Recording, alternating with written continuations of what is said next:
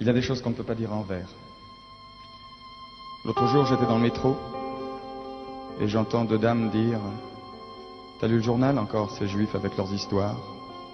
Quels emmerdeurs. » C'est vrai, nous sommes des emmerdeurs. Ça fait des siècles qu'on emmerde le monde, c'est dans notre nature, que voulez-vous. Abraham avec son Dieu unique, Moïse avec ses tables de la loi, Jésus avec son autre joue toujours prête à la deuxième baffe, puis Freud, Marx, Einstein, tous ont été des jeûneurs, des révolutionnaires, des ennemis de l'ordre. Pourquoi? Parce que l'ordre, quel que fût le siècle, ne pouvait les satisfaire, puisque c'était un ordre dont ils étaient toujours exclus. Remettre en question, voir plus loin, changer le monde pour changer de destin, tel fut le destin de mes ancêtres. C'est pourquoi ils sont haïs par les défenseurs de tous les ordres établis. L'antisémite de gauche reproche aux juifs d'être les géants du capitalisme, c'est vrai. Il y a beaucoup de capitalistes juifs. La raison est simple. La culture, la religion, l'idée révolutionnaire d'un côté, les portefeuilles et les banques de l'autre, sont les seules valeurs transportables, les seules patries possibles pour ceux qui n'ont pas de patrie. Et maintenant, aujourd'hui qu'il en existe une, l'antisémitisme renaît de ses cendres, pardon, de nos cendres, et s'appelle antisionisme. Il s'applique aux individus, il s'applique à une nation.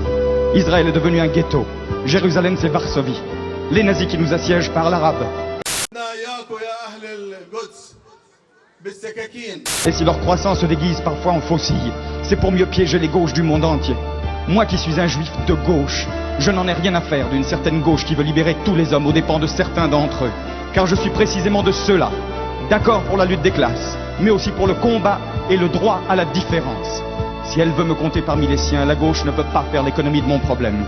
Et mon problème est simple. Mon problème est que depuis les déportations romaines du 1er siècle après Jésus-Christ, nous avons été partout honnis, bannis, écrasés, spoliés, chassés, traqués et convertis de force. Pourquoi? Parce que notre religion, notre culture était dangereuse. C'était un exemple de démocratie. Vous voulez quelques exemples? Le judaïsme a été le premier à créer le Shabbat, c'est-à-dire le jour de repos hebdomadaire obligatoire. Vous imaginez la joie des pharaons toujours en retard d'une pyramide. Le judaïsme interdit l'esclavage. Vous imaginez la sympathie des Romains, les plus importants grossistes de main-d'œuvre gratuite de l'Antiquité. Il est dit dans la Bible, la terre n'appartient pas à l'homme mais à Dieu. De cette phrase découle une loi, celle de la remise en question automatique de la propriété foncière tous les 49 ans. Tous les 49 ans.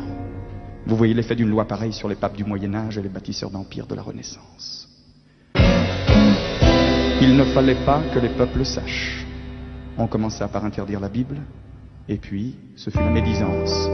Les murs de la calomnie qui devinrent les murs des ghettos, puis l'Inquisition, les bûchers, et plus tard les étoiles jaunes.